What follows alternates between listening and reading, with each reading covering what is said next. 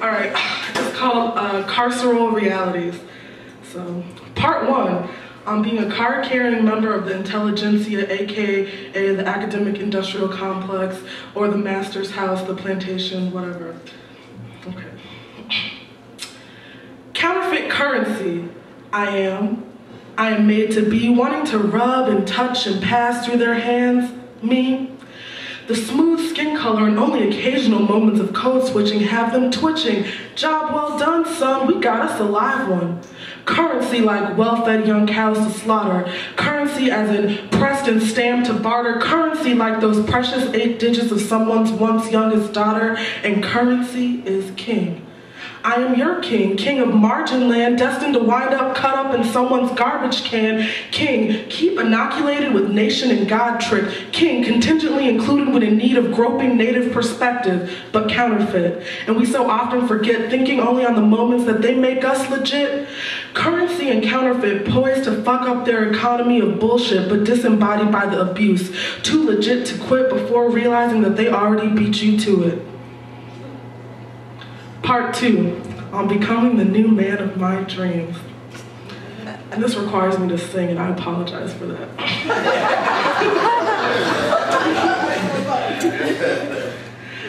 There is one body and one spirit. There is one love, one faith, and one baptism. One God and Father.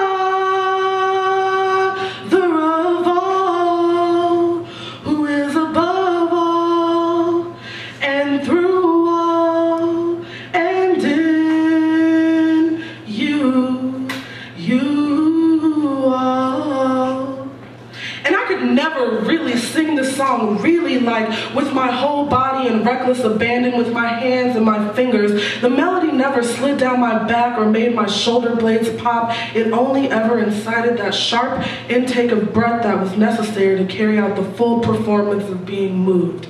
And I sucked in all that air, inflating like a balloon, but I never moved, not one iota, because the air, that fluid energy that I was supposed to expel through my body, twisting and clapping, snapping and rolling my shoulders, amounted to nothing more than fugitive emissions. Little tufts that just fizzled out of the tiny holes in me. The one I made so that the spirit could overtake me and make me into the new man of my dreams. Years spent trying to pull the rhythm from my ears to my fingers. Years spent in futile attempts to keep the fluid from spilling out of the little punctures, now flesh wounds after repeated agitation. Those songs, the repeated scriptures and lectures, the constant contrast, the latent heat of deviancy tempered by the solemn, cool grace of decorum. Power technologies to produce me into that man, but I wanted to dance! And damn it, the new man seeped in through those cracks and formed a new level of governance, the middleman between me and my body. Hate your flesh, he always whispered. Hate your flesh? Sometimes he screamed it, and sometimes he didn't even have to say it, because I dreamed it, leaned into it, gave meaning to it, got caught up by it, sacrificed arms and limbs to the altar of it, locked up by it. Part 3, on always being the good girl. Never, ever, ever, ever, except for the one time that I orchestrated a now and later cartel in 4th grade, have I ever been the discipline problem. That was Anna, try me, just try me, and I will stick you in your face, Matthews. That was Edwin, Elijah, Atasha, who bit off a piece of Ian Carpenter's ear long before Mike Tyson made that fashionable. That was Deverick, Anna, Yvette, that was Belinda, always playing the race card, and why was she so angry all the time? That was discipline case, and it doesn't take too long dealing with case, seeing that defiant look in its face, its seeming malaise and proclivities for trouble and time waste, before you learn that all these practices contain traces of his mother. That unrepentant Loudy, clearly roughened by a life on the streets, who shrouded in all the indignation of being a single mother, impatient and tactless when you conveyed her all of discipline cases and fractions, has the unmitigated gall to call you a racist. But I was not discipline case. The new man had so imposed his governmentality that I, for the most part, was keenly aware of my place, so that I actually became disappeared face. Disappeared face gets rewarded, marketed and sold for fitting the mold, gets petted in platitudes for being reasonable and having a great attitude. But the saddest news is when discipline case and disappeared face cannot relate, each caught in the throes of believing the other's mythos and making sense of how much of a threat the other poses. Anna Matthews thought I was uppity because I sat quiet all the time, did everything I was told, and quite frankly, I thought she was a crazy hot-toothed killer. Her idea of starting a friendship with me was to shake me down for my Wednesday ice cream money, and after that, I employed every resource I had to avoid her. Never have I been so appreciative of alphabetical seating, which placed a significant buffer zone between Ellison and Matthews.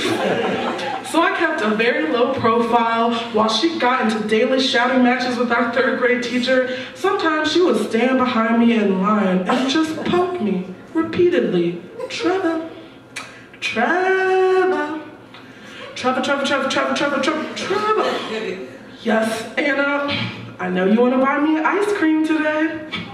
This weekly occurrence proceeded uninterrupted for months before I blew up at her one day, not caring if she was going to stick me in my face, asking if she could please just leave me the hell alone.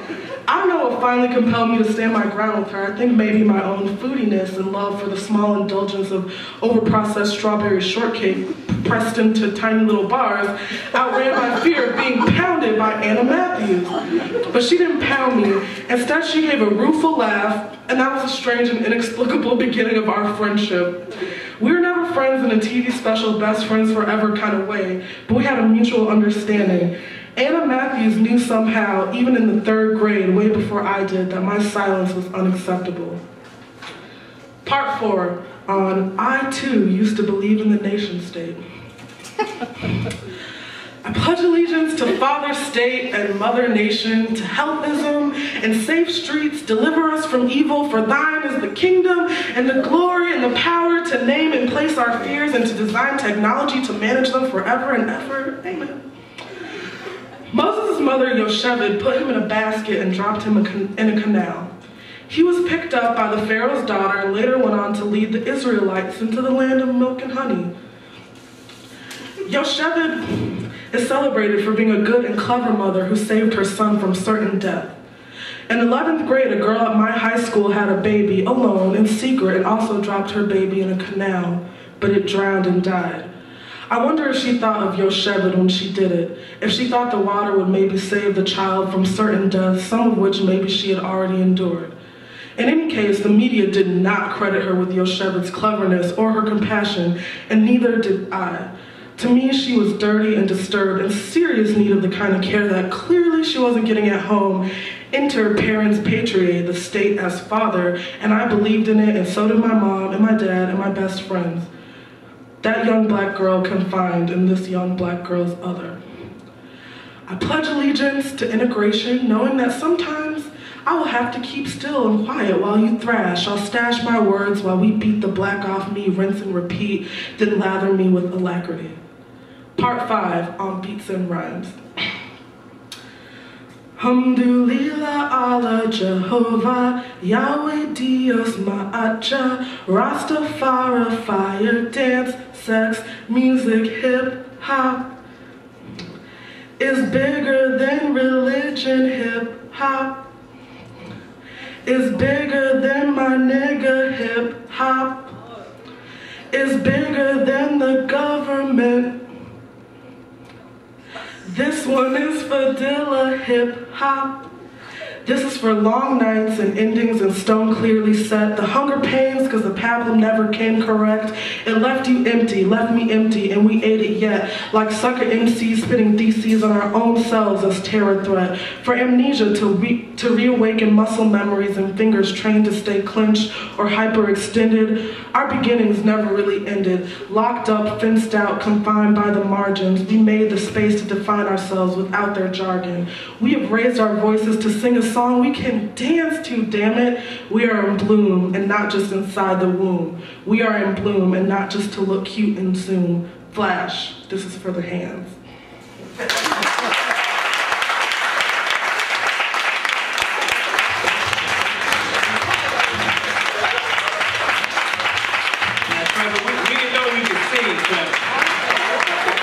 Treva broke out some new stuff on us.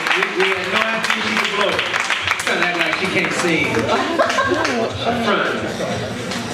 Bismillahir-Rahmanir-Rahim. Alhamdulillah Rabbil Alameen. El-Rahmanir-Rahim. Malik Yawmiddin. Iyyaka na'budu wa iyyaka nasta'in. Ihdinas siratal mustaqim. Siratal ladzina an'amta 'alaihim. Ghayril maghdubi 'alaihim waladdallin. Ameen. That is a Muslim prayer, the Al-Fatiha. It is basically, I was saying it now in response to what Treva said, but also we have some Muslim sisters, I believe, in the back there who's going to read something. And it also has a poetic rhythm to it as well, the Al-Fatiha. Sister, are you performing tonight?